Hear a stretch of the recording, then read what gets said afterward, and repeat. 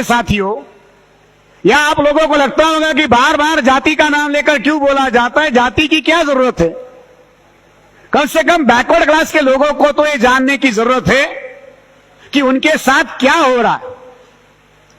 साथियों, अभी 7 अगस्त हुआ, 4 दिन पहले की बात है। मंडल कमीशन की रिपोर्ट को लागू करके लगभग 29 साल पूरे हुए, और 29 साल होने के बाद में बैकवर्ड क्लास का क्या स्टेटस है साथियों, उसके बारे में मैं कुछ आंकड़े आपके सामने रखना चाहूंगा। 10 जुलाई 2019 को लोकसभा में टीएमसी का एक सांसद था, उसने एक सवाल पूछा भारत सरकार को कि इस देश के सेक्रेटेरिएट में भारत की जनता की कितनी हिस्सेदारी है। जिसको आप भारत की जनता कहते हो, we the people of India कहते हो, उस भारत की जनता की सेक्रेटेरिएट में कितनी हिस्सेदारी है।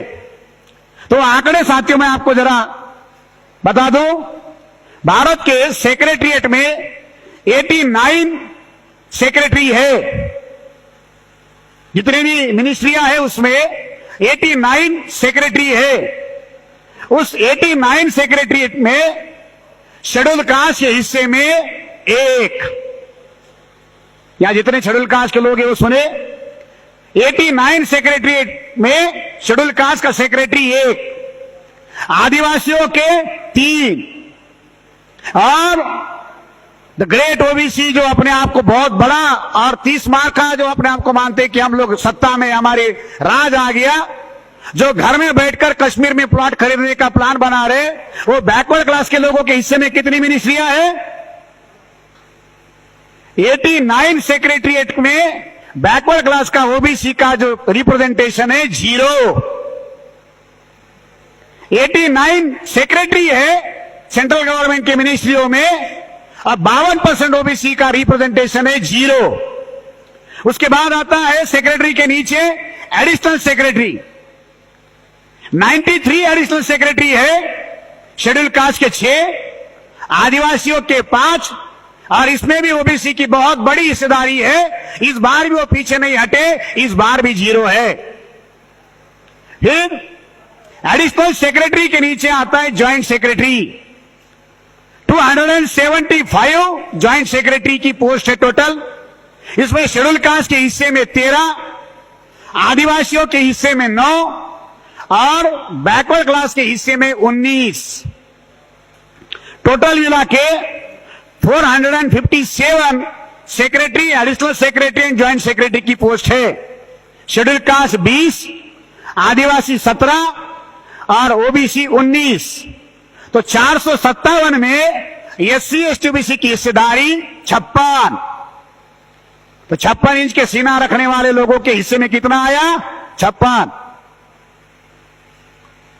ये भारत का असली चेहरा है। बैकवर्ड क्लास के लोगों को क्या इन आंकड़ों की कोई जानकारी दी जा रही है? जो धारा 370 हटाने के लिए मोदी का बल्ले बल्ले कर रहे, मिठाई बांट रहे, पेड़े बांट रहे, यहां क्या किया जा रहा है उसके साथ? 2015 में ओबीसी के 314 लड़के यूपीएससी पास आउट हुए, और 314 यूपीएससी पास आउट हुए लड़कों को जब डीओपीटी के पास भेजा गया पोस्टिंग के लिए, तो डीओपीटी ने उनको क्रीमिलियर के क्राइटेरिया में फंसाया, और उसमें से 120 यूपीएससी पास आउट कैंडिडेट को क्रीमिलियर में डाल दिया और उनको पोस्टिंग देने से इनकार किया। यही हाल 2018 में हुआ।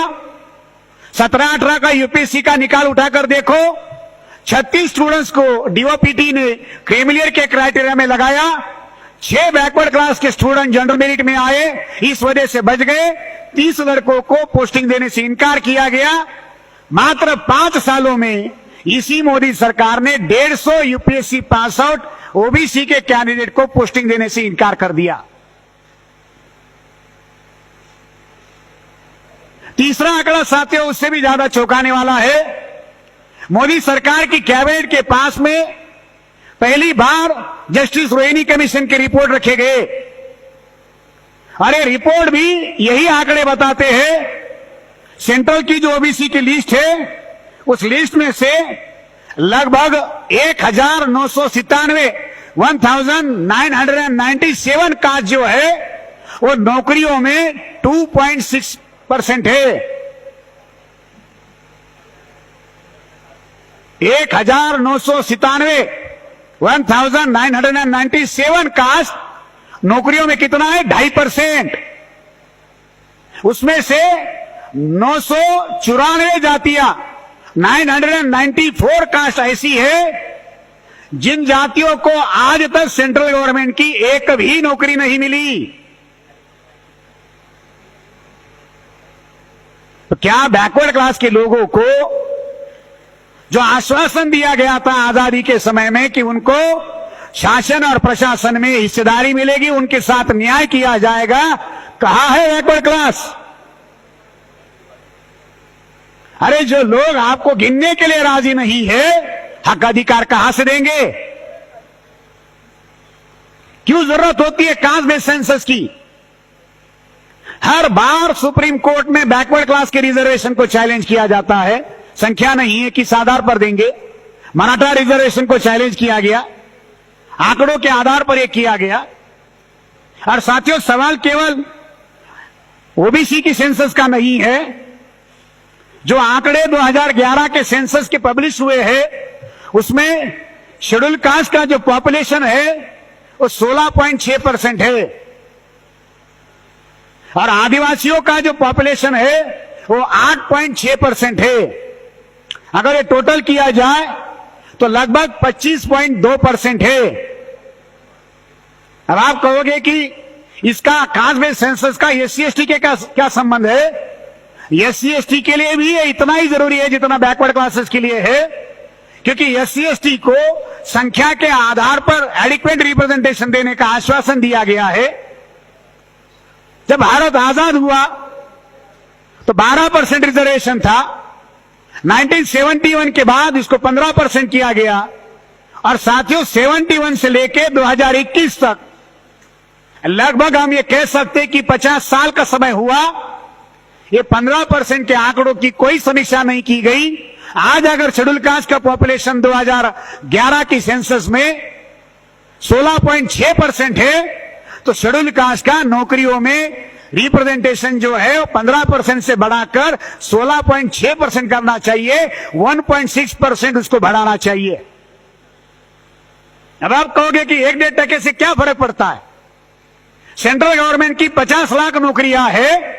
अगर 50 लाख का 2% निकालो 1 लाख नौकरियां होती है। 1-1.5% से कितना फर्क पड़ता है?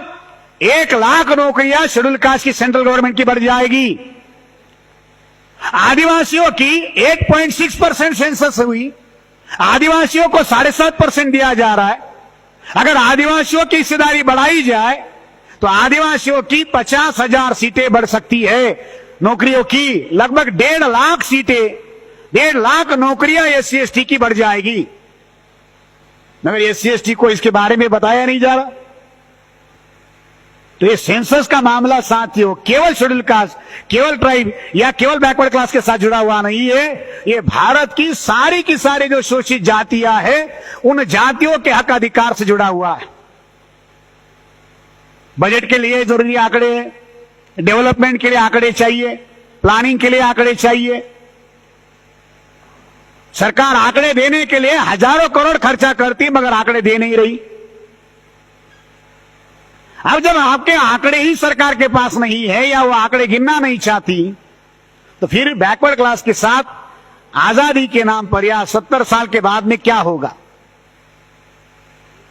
10% आरक्षण देने के लिए ब्राह्मणों ने जितनी जल्दबाजी की, 15 दिनों के अंदर राष्ट्रपति के द्वारा ऑर्डर निकाला गया, 2 लाख नई सीटें बढ़ाई गई, उसके लिए बजट एलोकेशन किया गया। 10-15 दिनों के अंदर ब्राह्मणों को, सवर्णों को आरक्षण देने के लिए इतनी तैयारियां होती है तो बैकवर्ड क्लास के लोगों को अधिकार देने के लिए क्यों नहीं होता? 2011 में मामला बना था, उसके साथ धोखा हुआ। 2021 में भी बैकवर्ड लोगों के साथ में धोखा होने की संभावना है। मगर अगर उस धोखे को रोकना है तो साथियों हमें बहुत बड़े पैमाने पर इसके लिए लड़ने की तैयारी करनी होगी। माननीय राष्ट्रीय अध्यक्ष जी ने अभी यहां चर्चा करते हुए जब हम अंदर थे तो एक बड़ा निर्णय वहां पर उन्होंने बताया, एक बड़ी घोषणा अभी आज या आज मंच पर से शायद वो कर सकते हैं कि ईवीएम का भंडाफोड़ करने के लिए जैसे परिवर्तन यात्रा की गई, वैसे भारत में रिजर्वेशन पॉलिसी को लेकर कितना धोखा हुआ और ये बैकवर्ड क्लास की सेंसस और जातीय आधारित गिनती के सेंसस को लेकर भी एक विशाल परिवर्तन यात्रा करने की बात उन्होंने वहां पर कही। और मैं ऐसे मानता हूं कि आज में ये सबसे बहुत बड़ा महत्वपूर्ण निर्णय होगा। ओबीसी आज की स्थिति में पूरी तरह से लीडरलेस स्लॉट में कन्वर्ट हो गया है। कैबिनेट में ओबीसी की कितनी हिस्सेदारी है और जिन लोगों को ओबीसी के नाम पर हिस्सेदारी दी गई है, क्या वो ओबीसी के वास्तविक प्रतिनिधि है? क्या वो बैकवर्ड क्लास के लिए कोई लड़ाई लड़ने का, कोई मामला खड़ा करने के लिए कोई बात कर रहे हैं? नहीं। कोई लीडरशिप सेंट्रल गवर्नमेंट में बैकवर्ड क्लास की नहीं है। वही हालात स्टेट में है, पॉलिटिकल लीडरशिप नहीं है। 13 पॉइंट रोस्टर में बैकवर्ड लोगों के साथ में क्या धोखा किया। आप यूनिवर्सिटी के आंकड़े उठाकर देखो, सेंट्रल यूनिवर्सिटी के आंकड़े उठाकर देखो, कितने ओबीसी के प्रोफेसर वहां पर है, कितने एसोसिएट प्रोफेसर है। गवर्नमेंट के मेडिकल कॉलेज उठाकर देखो, इंजीनियरिंग कॉलेज उठाकर देखो, तो आपको पता चलेगा कि बैकवर्ड लोगों के साथ में क्या हो रहा। तो सरकार क्या करती है, बैकवर्ड लोगों के लिए बढ़िया से बढ़िया घोषणा करती है। राजनाथ सिंह ने घोषणा की कि हम लोग अगली बार जो सेंसस होगा उसमें ओबीसी की सेंसस करेंगे। अब ओबीसी को देने की जरूरत तो है नहीं, तो खुश हो गए। एक बार एक बढ़िया से गाना गाने वाला जो एक कलाकार है जो गाता था, बढ़िया से गाना बजाता था, वो एक राजा के दरबार में जाता है और राजा के सामने जाकर बढ़िया गीत गाता है। जब वो बढ़िया गीत गाता है तो राजा उसका गाना सुनकर खुश होता है और उसको कहता है कि इसे 10,000 रुपए दिए जाए। तो गाने वाला खुश होता है। फिर दूसरा गाना गाता है, बढ़िया गाना गाता है, तो बादशाह खुश होता है, कहता है इसको 25,000 दिए जाए। फिर तीसरा गाना गाता है, बादशाह कहता है इसको 50,000 दिए जाए। फिर और एक गाना गाता है, बादशाह कहता है इसको 1,00,000 रुपए दिए जाए। फिर जब वो कार्यक्रम खत्म होता है तो वो जो गायक है वो अपना पैसा लेने के लिए अकाउंटेंट के पास जाता है कि भाई मेरे को राजा ने इतना इतना इनाम दिया है, वो पैसा दो। तो राजा को कहता है कि महाराज आपने इतना इतना मुझे पैसा देने की बात कही थी और मेरा इनाम दो। तो राजा उसको कहता है, बादशाह उसे कहता है, तू मेरे कानों को खुश कर रहा था, मैं तेरे कानों को खुश कर रहा था। तू मेरे कानों को खुश कर रहा था, मैं तेरे कानों को खुश कर दिया, दोनों के कान खुश हो गए, लेने देने की जरूरत नहीं है। कान खुश हो रहे हमारे। नॉर्थ इंडिया में एक कहावत है, हलवाई का कुत्ता जो है वो खुशबू से ही उसका पेट भर जाता है। हलवाई का जो कुत्ता होता है उसको देने की जरूरत नहीं पड़ती, खिलाने की जरूरत नहीं पड़ती, केवल जो मिठाई की खुशबू आती है उसी से उसका पेट भर जाता है। बैकवर्ड क्लास के साथ यही हुआ। हम गिनती करेंगे, हमको लगा हो गया। मराठा आरक्षण के साथ यही हुआ। साथियों, ये सारा धोखाधड़ी का मामला है। ब्राह्मण लेना जानता है, देना नहीं। ब्राह्मणों का चरित्र जो है वो देने वाला नहीं है, लेने वाला है। इसलिए उससे सतर्क होने की जरूरत है और इसके लिए साथियों बड़े पैमाने पर हम लोगों को लड़ने की और संगठित तरीके से काम करने की जरूरत है। इस बार सरकार ने निर्णय लिया और निर्णय बजट में आपने रिफ्लेक्ट किया होगा। एजुकेशन के लिए कितना बजट रखा, उसमें हायर एजुकेशन के लिए कितना बजट है, पिछले साल का कितना बजट था। आंकड़े उठाकर देखो तो आंकड़ों की हेरा फेरी करके आंकड़े बढ़ा करके दिखाए गए। उन आंकड़ों में आपकी क्या हिस्सेदारी है?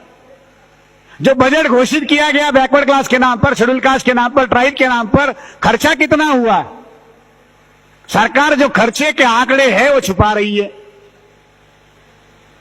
प्लानिंग कमीशन या नीति आयोग जो प्रपोजल भेजता है वो आंकड़े देखिए और सरकार का एक्चुअल प्रोविजन बजट जो है वो देखिए, जमीन आसमान का अंतर है।